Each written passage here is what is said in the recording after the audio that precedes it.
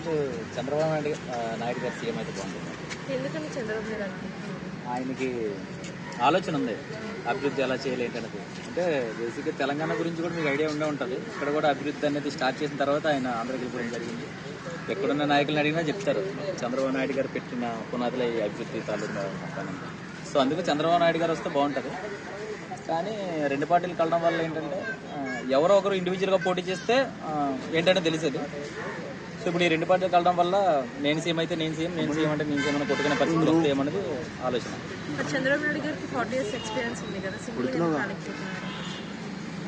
ఆయన సింగిల్ గా రాలేకపోవడం కాదు మేడం, ఆయన తరపున ఉంటారు కదా. సో వాళ్ళ వల్ల ఆయనకి నమ్మిన వాళ్ళు మోసం చేసి అలా అనమాట పోటీ చేసే దమ్స్ అయితే ఉన్నాయని. మేడం ఈ 5 సంవత్సరాలు ఎలా ఉందంటారు జగన్? జగన్ పాలించారు మేడం, అంటే పాలించాడు అంటే పాలించినట్టే, ఇంకేం లేదు. జనాలకి ఏం మంచి జరగలే అంటారా? అర్హులకి లేవు మేడం. మెయిన్ జనాలకైతే మంచి జరగకపోవడం కాదు, కానీ రావాల్సిన వాళ్ళకి రాలేదు, అందరికీ రాలేదు. కొంతమంది అంటే లైక్ ఇప్పుడు వాలంటీర్ ఉంది కదా, వాలంటీర్లు ఉద్యోగాలని నేను నా పార్టీ తాలూకు మనుషులకి, నా చుట్టాలకి, నా బంధువులు వాళ్ళకే తప్ప క్వాలిఫికేషన్స్ ఉన్న వాళ్ళకైతే మ్యాక్సిమం రాదు. నవరత్నాలు ఇస్తున్నారు కదా, అందులో ఏది బెస్ట్? ఎందుకు బెస్టే మేడం, పండుగ వచ్చే టైంకి అమ్మఒడి పడిపోతే బట్టలు గట్లు కానీ ఇట్లా సరిపోతాయి.